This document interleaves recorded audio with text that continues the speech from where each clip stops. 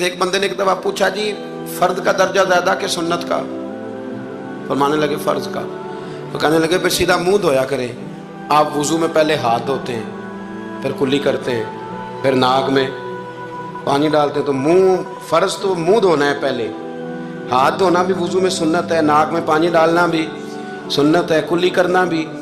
تو آپ نے تو پہلے 3 سنتیں ادا کی پھر وضو. فرمانے لگے ٹھیک تم نے کہا ہے, پر تم پتہ نہیں نا تمہیں کہ یہ میرے رسول اللہ کی سنت کی برکت کتنی ہے.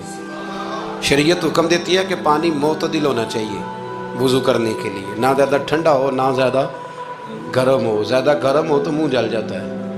اور شریعت حکم دیتی ہے کہ پانی بد ذائقہ نہیں ہونا چاہیے, اور حکم دیتی ہے کہ بدبو والا نہیں ہونا چاہیے. فرمایا اس لیے ہمارے نبی نے پہلے ہمیں 3 سنتیں دیں کہ ٹوٹی کے نیچے نا ہاتھ کر کے دیکھ لو پانی زیادہ گرم تو نہیں, اور کہیں منہ نہ جلا لینا.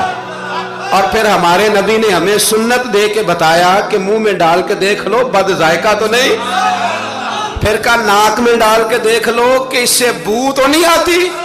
فرمایا مصطفیٰ نے کہا میری 3 سنتیں ادا کر کے اب چہرے پہ پانی ڈالو گے تو فرض ادا کرنے کا مزہ آ جائے گا.